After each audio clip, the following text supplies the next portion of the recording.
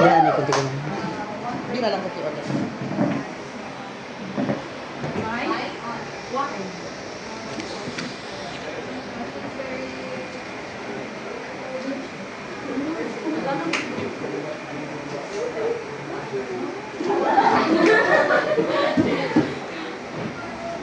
Basta in-admire mo lang siya. Okay, go next.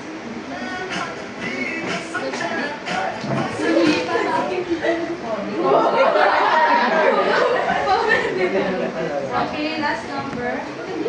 Special for you. Gagawin mo pa ibigay, ah.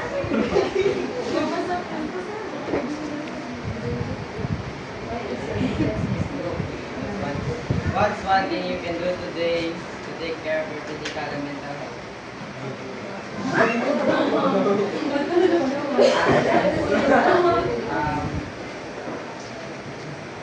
They're having enough sleep. Para sa physical health, exercise, sa mental health, Very good. So how was the game? Is it fun, good, or not? Sure, no? Okay. So for our now, to start our lesson, we have an activity. This activity called the guess the picture. So I will show you a picture, and you can before we start, I forgot to. Okay. So for our activity, I will show you some picture, and you need to guess what is in the picture. And you can give a brief explanation or idea about the picture. If you want to answer, please raise your right hand. Or if you wish to answer. Is that clear? Yes. Okay, so for the first picture, what do you think is a picture? I saw it. Yes, what do you call it? It is what?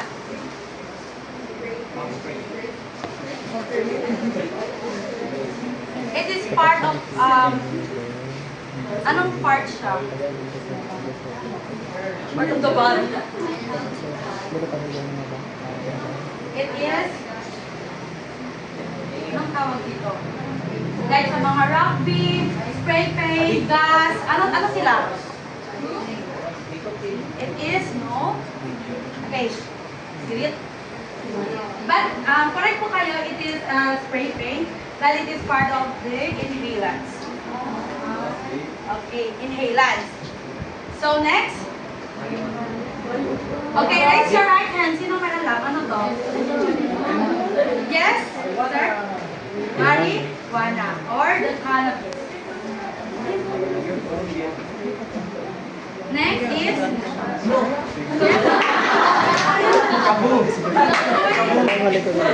okay, can we?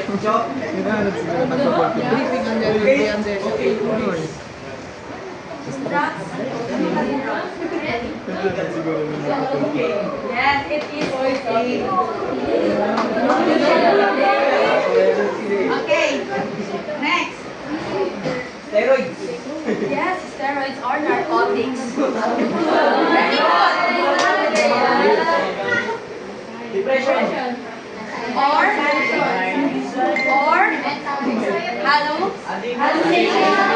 Very good.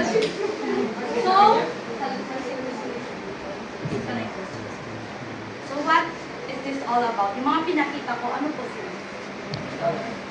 Yes, sir? Addiction or mental.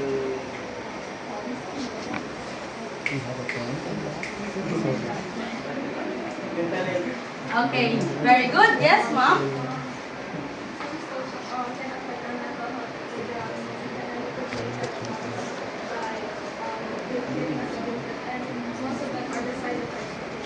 Okay, very good. It is a drugs. So, anong klaseng drugs sila yung malalaman natin ngayon. So, do you have any idea kung ano yung inhalants? Diba? Yung mga sinabi ko kanina, inhalants, yun yung mga naamoy natin. I think na-experience nyo to kapag nasa gasoline station tayo, I don't think if ako lang, basta parang kapag nakaamoy tayo ng mga gas, parang masarap siyang amoy.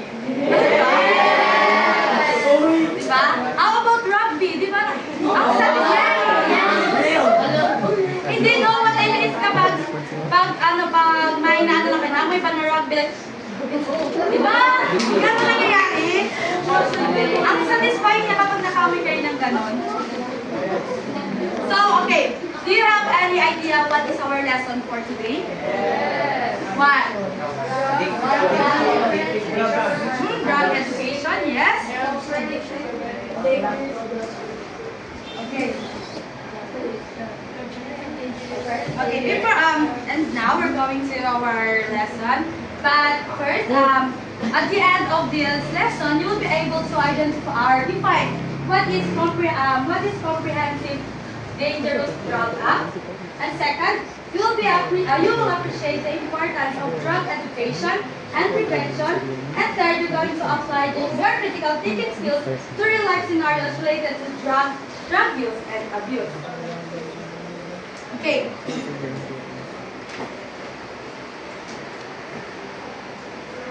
Our lesson for today is all about the RA 9165. So, you can read. Yes, ma'am, at the back. Louder, please.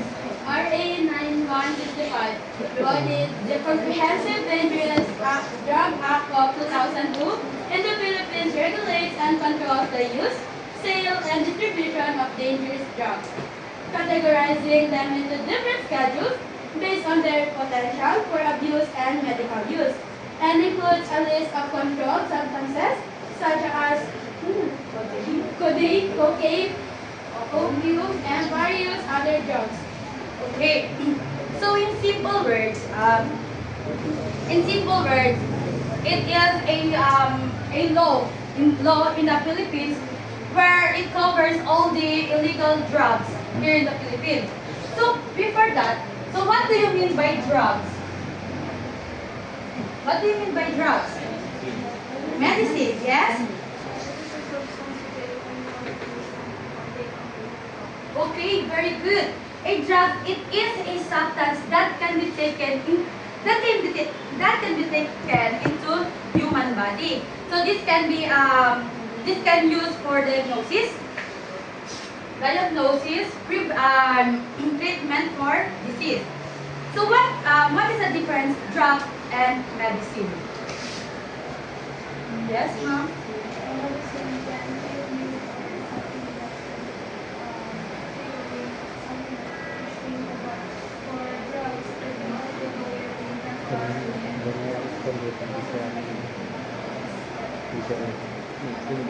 Okay, do you think medicine is a drug? Yes, tama yung sinabi niya. Medicine can cure or can also, we can use this as a painkiller. While drugs also, yun na, mga tinatake natin, kahit yung medicine na tawag natin yan siya is drugs. Lahat ng tinatake natin na related to painkillers, to any for treatment sa body mo, that is a drug. So, so we have two types of drugs. So we have the legal drugs and illegal drugs. So what do you mean by legal drugs? Yes, ma'am.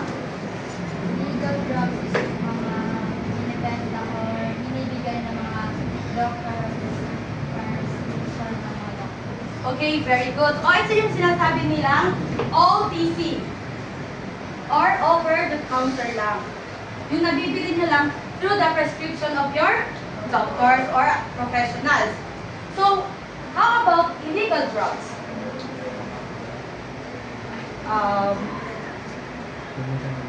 Yes, ma'am? What do you think is illegal drugs?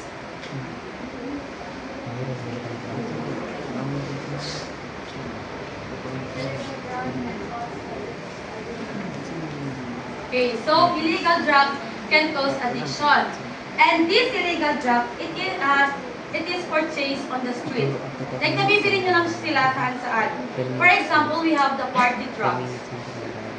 Party drugs is one of the illegal drugs na nabibili lang kahit saan. Kahit saan, pwede nyo siya bilhin. Is that clear? Okay. Again, in simple words, the Comprehensive Dangerous Drug Act is the main law in the Philippines, covers everything about illegal drugs. So, do you have any question about legal and illegal drugs? But ako, meron akong question. So, paano nagiging illegal ang legal drugs? Diba, legal is prescription. So, paano siya nagiging illegal? Yes, ma'am?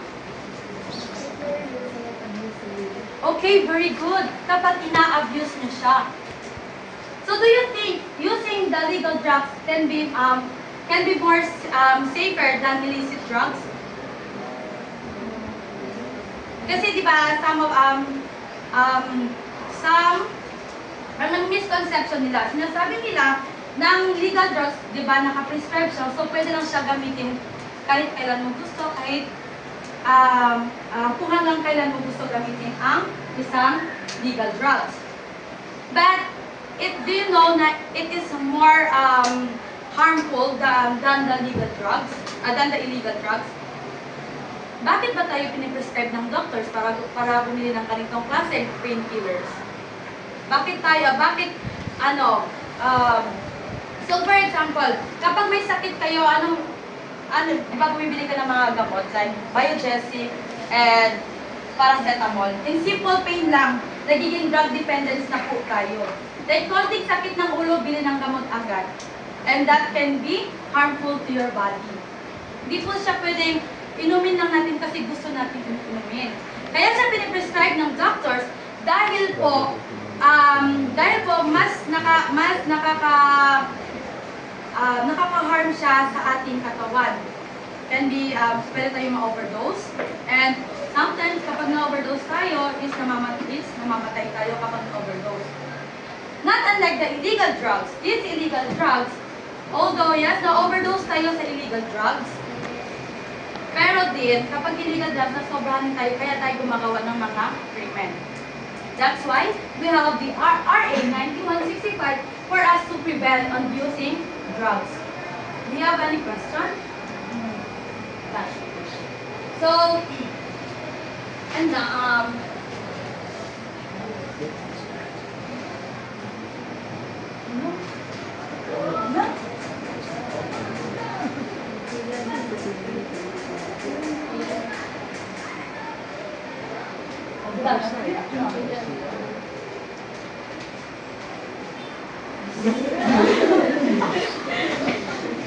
okay, sorry.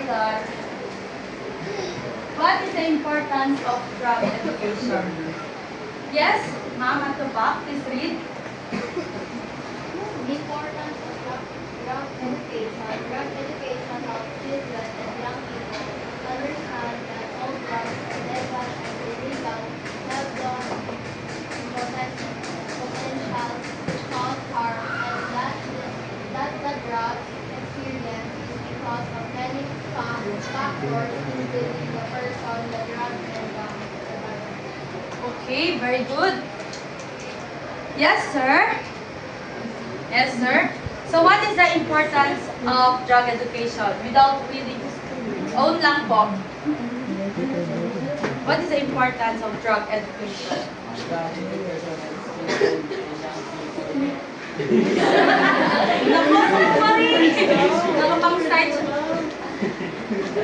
Without, for your own understanding or your own idea, gaano kahalaga na matuto or magkaroon tayo ng kaalaman ukol sa drug education?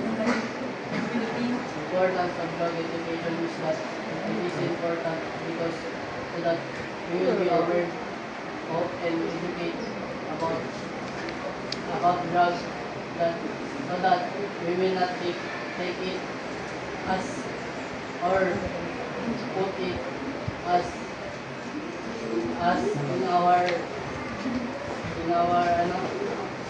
self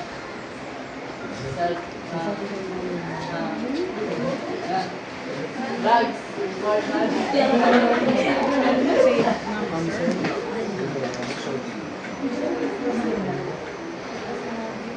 Yes, ma'am. Yes, wait. Faith? Faith? Faith. Faith, okay. For your own understanding, what is the importance of drug education?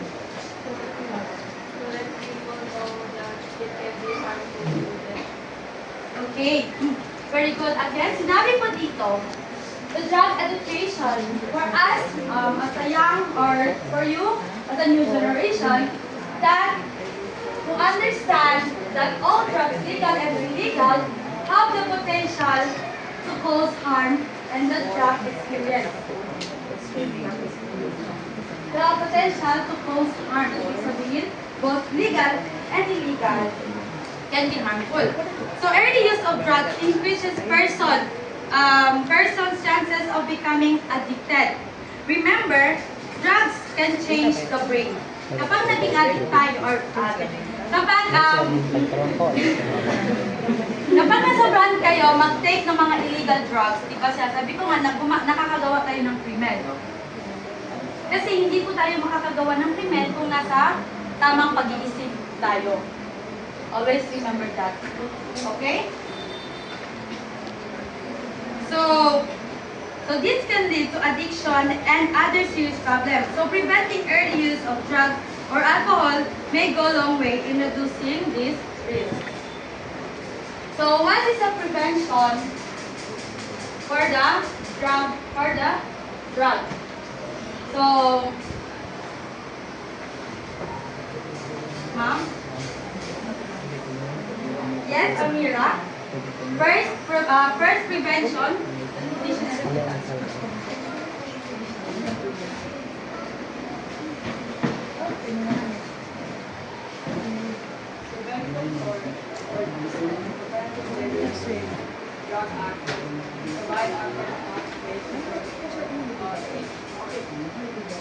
Okay. So why do you think now we need to provide an accurate fact information when it comes to drugs? Kapag may mga batang kapatid kayo, bakit kailangan nyo magbigay ng mga, or you need to knowledge them about drugs? Why? Bakit kailangan mag-provide ng ano? Para hindi nila Okay, very good. Yes, ma'am? kasi po yung drugs, hindi na nila mag-cause ng small katawan natin. Dami na dito ang brain natin, hindi tayo makakapagkaroon ng tamang pag-isip. Kaya hindi ko natin sabihin sa kanila kung ano talaga yung real definition ng drugs. Okay, kung ano yung totoong epekto ng drugs. Kasi mas nakakatanda niya din pwede sabihin, mag-take kayo ng drugs kasi it's so satisfying. Hindi nyo pwede sabihin yun. Kasi syempre yung mga bata na, or may mga talaking bata is gagawin nila kasi kayo nakakatanda. So kailangan mag-provide kayo ng mga accurate information about drugs. So second, skills. So do you have any idea? Bakit kailangan? Yes, ma'am. Kasi naman sapat naman yan, marami sa mga kabataan lang nagdadamay, inayos lang ang pagdadamay. So dapat Okay. They need to know how to say no to drugs. Kapag nag-provide tayo ng accurate information, kapag sinabi natin na nakakasama ito, they will learn how to say no to drugs. Okay, so third, we have to establish open communication between parents and children. why? Kasi mostly sa mga kabataan talaga ngayon nag-use drugs, ang kaya sila nag-use drugs kasi nga may like problem in life. Minsan yung problem na yun, ang dahilan pala is parents nila. So ano ba yung role ng parents natin? Guide us. That's why kapag kayo naging future parents man kayo, pag naging future parents kayo, you need to guide your children or your child. Kailangan nyo silang guide. Kailangan nyo malaman kung anong nararamdaman nila emotionally, mentally, and physically. Kailangan nyo silang i-check araw-araw. Kasi sometimes, again, kapag ang isang bata is nasa depression state, dito na sila gagamit or mag-engage sa mga drugs. Kahit nga, minsan kahit hindi depression, sabihin lang na natin it's because of peer pressure sa mga kasama. kapag itong kaibigan niya, gumagabi ng ito, so parang ikaw, as a kaibigan, gusto mo na lang, tumama ka na lang sa kanya para mag-drugs. Mag-addict ka lang doon, no? Tara. Mag-ano tayo doon? Mag-shop. No, third?